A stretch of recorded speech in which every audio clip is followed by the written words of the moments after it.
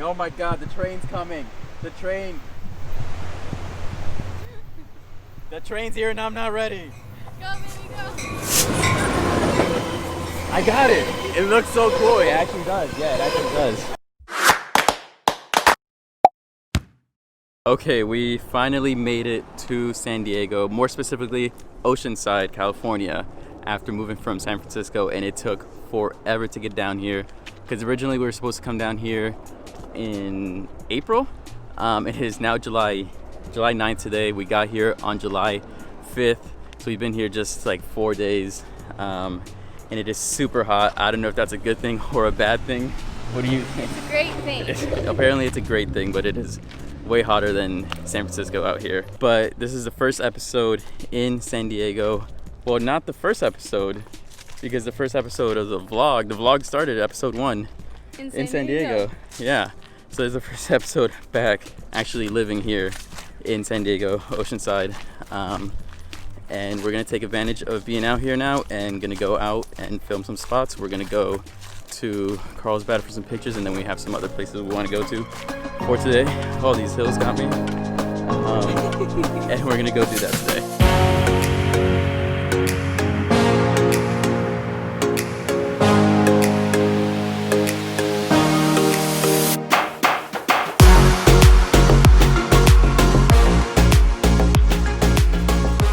Okay, we made it down to Carlsbad Village, and we're gonna be focusing on long exposure photography during the daytime today, which is a lot harder than during the nighttime. So wish me luck. Hopefully I can get this one. Fingers crossed. Fingers crossed. Wait, there we go. Fingers crossed. We made it down to the Carlsbad beach here, and I have the tripod set up and the camera, and I'm just gonna put it on top. And I'm gonna get this, what's up? Yeah, right, tell me about it. And I'm gonna get this long exposure photo from here. All right, the need for the tripod, because even holding it by hand will ruin the picture. You need something stable because it's gonna be open for longer than usual, the shutter is. And we're gonna be using a longer shutter speed, like I said, probably a few seconds. And because of that, and it's so sunny, we need the ND filter on the front right here. So I'm using a variable ND, like ND2 to ND400, which means it goes up to just over 8 stops. So that should be enough to cut out the light. And on top of that, I am going to take the aperture pretty high, somewhere around 16 to 22, to even cut out more light, so we could get all the blur back there.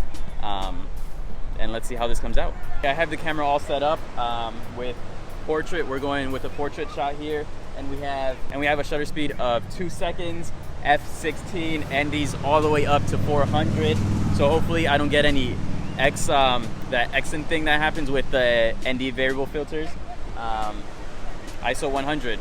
So I'm gonna set this to a timer, because if you try and just do it with your finger, you're gonna get shake from the finger as well. So I'm gonna set it to a timer, and this should come out good. All right, we got the motion blur. So I was able to do it. I wish I could do more. I wish I had a higher ND filter so I could even stop out more light and get even more motion, but I think I'm gonna try and overexpose it, open up the shutter even longer so that I get more motion blur in here, and then just correct it later in Lightroom. Okay, so I'm at 4 seconds, and if you come over here and look at this, it's way overexposed. I don't know if you could see that. The image is pretty white, but I think I should be able to, since I'm shooting in RAW, I should be able to fix it later in Lightroom, and I'm just gonna go for it, even this way. All right, I think we're good on this location. Thank you, camera woman Heather, for holding the camera. Let's go on to the next one. All right, let's go on to the next one. What'd you say, Brian? I said we could be walking our dog out here, but you are just playing games. Oh, how are Because you don't want a dog. I do want a dog. I'm the one that wants a dog. No. Don't listen to her. No. She's lying. I'm the truth teller around We here. agreed that you'd get us a dog. We did not agree on that. Yes, we did. You tried to make me pay for the whole dog myself. That is not what happened. That is completely what happened. Maybe you're There's such all a these liar. puppies running around here. Look, there's another one coming. And we don't have one because you won't help pay for it. So It's on you. No. Yes. You said you didn't want to get a Let's dog go. because we traveled too We're done here. Let's move on.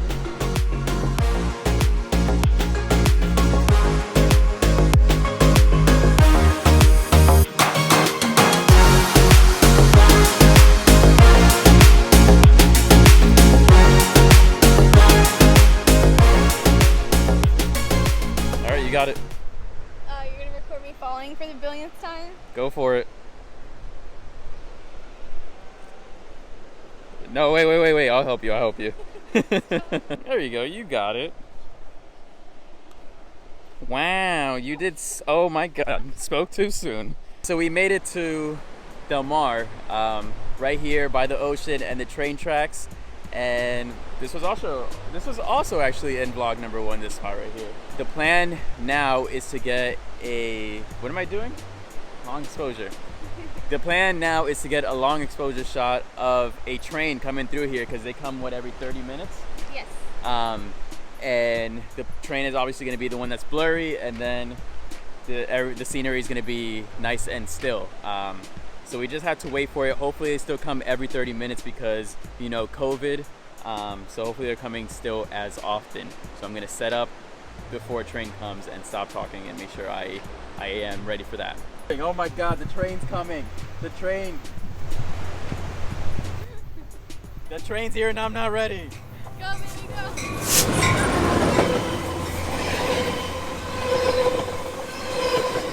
Maybe I got it. It's going right now. That was a short train. Oh my God, I don't know if I got it. I got it. It looks so cool. It actually does. Yeah, it actually does. Doesn't it look pretty cool? Yeah, that looks really cool. That looks amazing. This was amazing. Came right on time. We had to wait less than a few minutes. Yeah.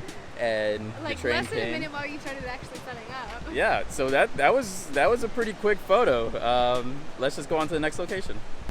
Okay, so we hopped back over to Carlsbad because we just love to waste time and go back and forth, apparently. So we're just gonna go here to this crosswalk that is, once people can start crossing, it's all ways. So I'm just gonna get long exposure of people just crossing the crosswalk, and I think it'd be a really cool shot just up here. So we're gonna go do that. Maybe we'll do it with cars as well, but my main focus is just the people crossing. So let's do it. Is it recording? It's on? It's on right now? All right, this is the corner that I was talking about where everybody crosses at the same time. I have the camera set here, and I'm just gonna do a long exposure. This one probably doesn't need as long of an exposure, probably less than a second long, to just get the motion blur of everybody walking. It doesn't look like a lot of people now because everybody just crossed, but in a few minutes there'll be more people that pack in here, and I should be able to get more people walking at the same time and get a cool motion blur. Get a cool motion blur. Just like that, yeah. And maybe I'll try and do the cars too. I think the people will be more interesting, but here we go.